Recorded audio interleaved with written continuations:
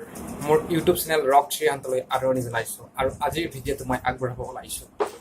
ভিডিঅ'টিলৈ যোৱাৰ আগতে অনুৰোধ কৰিব বিচাৰিছোঁ যে যিসকলে এতিয়ালৈকে মোৰ চেনেলটো ছাবস্ক্ৰাইব কৰা নাই, অনুগ্ৰহ কৰি আপোনালোকে এবাৰ মোৰ চেনেলটো ছাবস্ক্ৰাইব কৰক, মোক এবাৰ ছাপোৰ্ট কৰক আৰু ভিডিঅ'টো লাইক কৰক। যদি ইনফৰ্মেশ্যনখিনি ভাল পায় এবাৰ শ্বেয়াৰ কৰিব নাপাহৰিব আপোনালোকৰ নন চাৰ্কেলৰ মাজত।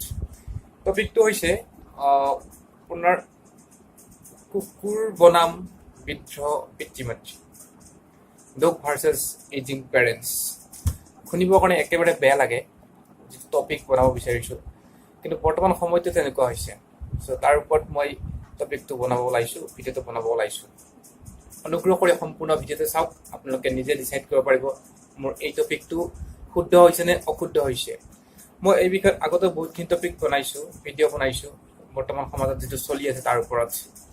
চ' কথাটো হৈছে এনেকুৱা, আজিৰ সময়ত দেখা যায় বিভিন্ন বাতৰি কাকতত আপোনালোকে দেখা পায়, হয়তো নিউজ চেনেলত দেখা পাব যে সন্তানে বা পুত্ৰ বোৱাৰীয়ে, ল'ৰা ছোৱালীয়ে নিজৰ পিতৃ মাতৃক ৰাখিব নিবিচাৰে, তাৰ ঠাইত তেওঁলোকে কুকুৰ পোহে।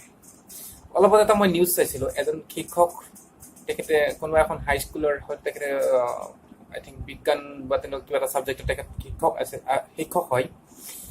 তেখেতৰ পিতৃ মাতৃয়ে পুলিচ থানাত কমপ্লেইন কৰিছিলে, নিউজ চেনেলৰ সন্মুখত ইণ্টাৰভিউ দিছিলে যে তেওঁলোকৰ ল'ৰাই অৰ্থাৎ শিক্ষক পুত্ৰই তেওঁলোকক চোৱা মেলা কৰিব নিবিচাৰে, তাৰ ঠাইত কুকুৰ পুহিছে। চ' এইটো এটা সাধাৰণ উদাহৰণ মাত্ৰ। পিতৃ মাতৃয়ে পুত্ৰৰ এগেইনষ্টত নিউজ চেনেল আহিছে বা থানাত কমপ্লেইন কৰিছে, তাৰ কাৰণে এইটো এক্সপ'জ হৈছে। কিন্তু এনেকুৱা এক্সপ'জ নোহোৱা হাজাৰটা লাখটা হিচাপৰ বাহিৰত বিভিন্ন কেছ আমাৰ অসমত হয়তো দেখা পোৱা যাব যদি আমি ভালকৈ বিচাৰ খোচাৰ কৰোঁ এই ক্ষেত্ৰত। চ' এইবিলাক হৈছে কিছু কিছু মননশীল বিষয়। অলৰেডি মই এই বিষয়ত মই আগতেও ভিডিঅ' বনাইছোঁ বুলি আপোনালোকক কৈছোঁৱেই, যদি আপোনালোকে চাই তেনেহ'লে গম পাব। আজিৰ সমাজটোৱে তেনেকুৱা হৈছে, আজিৰ সময়টো তেনেকুৱা হৈছে, এটা কুটিল সন্দিক্ষণত আমি আহি উপনীত হৈছোঁ। চ' এইবিলাক যাতে নহয় তাৰ কাৰণে আমি এৱাৰনেছ ক্ৰিয়েট কৰিব সময় হৈছে। আৰু বৰ্তমান সমাজত যদি আপুনি দেখা যায় বৃদ্ধাশ্ৰমৰ সংখ্যা বা বৃদ্ধাশ্ৰমত থকা যিসকল মানুহ থাকে তেওঁলোকৰ সংখ্যা দিনে দিনে বাঢ়ি গৈ আছে।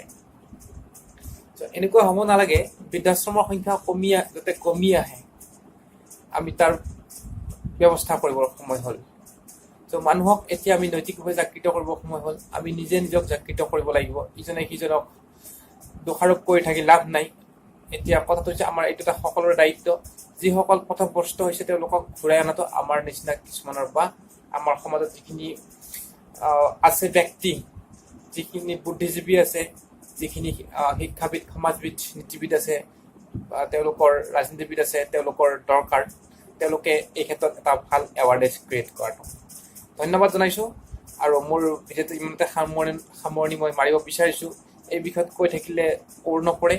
চ' এতিয়া ডিচিশ্যন আপোনালোকৰ ওপৰত।